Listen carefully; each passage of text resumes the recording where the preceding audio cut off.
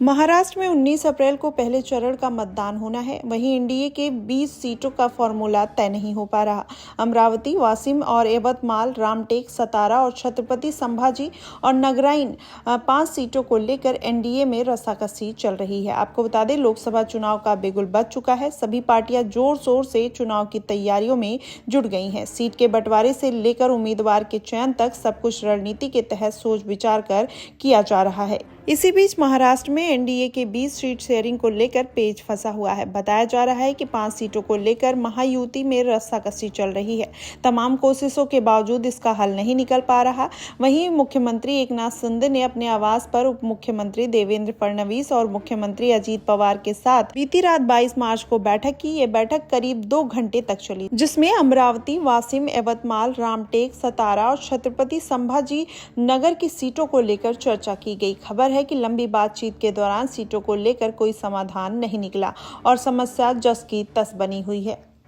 आपको बता दें, महाराष्ट्र की अमरावती सीट को लेकर शिंदे की शिवसेना और बीजेपी के बीच रस्साकसी चल रही है। सूबे के उप मुख्यमंत्री देवेंद्र फडणवीस ने साफ कर दिया है कि अमरावती के खाते में आएंगी और यहां से बीजेपी उम्मीदवार ही मैदान में उतरेगा। वहीं शिवसेना के नेता आनंदराव बासी अमरावती सीट पर अपनी दावेदारी छोड़ने को तैयार ही नहीं है। ऐसे में बीजेपी और शिवसेना के बीच इस सीट को लेकर तनाव चल रहा है। दोनों के लिए ये अहम है।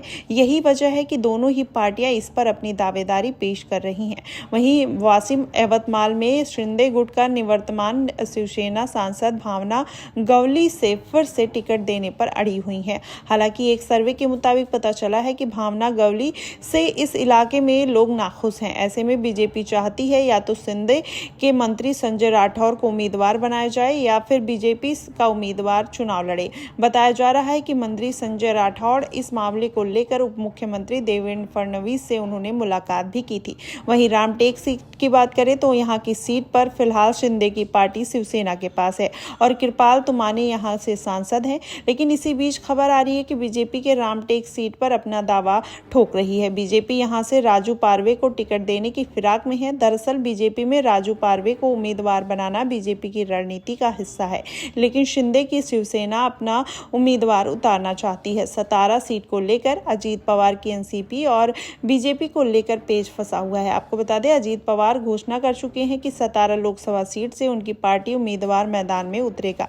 वहीं बीजेपी के उदयन राजे चाहते हैं कि सतारा से वो चुनाव लड़े। खबर है कि उदयन राजे 2 दिनों से इस मसले पर दिल्ली में लेकर अपनी याचिका पहुंचे हुए हैं। लेकिन वहीं अगर छत्रपति संभाजी नगर की बात करें तो वहां पर सीट पर शिवसेना बीजेपी दोनों ही पार्टियां अपना अपना दावा ठोक रही हैं। ऐसे में शिंदे गुट से मंत्री संदीप भुमरे के चुनावी मैदान में उतरने की चर्चा है, तो वहीं बीजेपी की तरफ से भागवत कराड़ा का नाम सामने आया है। गौरतलब है कि कुछ दिनों पहले ही जब गृह मंत्री अमित शाह महाराष्ट्र दौरे पर आए थे, तब उन्होंने छत्रपति संभाजीनगर सीट से बीजेपी का उम्मीदवार होने का भी संकेत दिया था।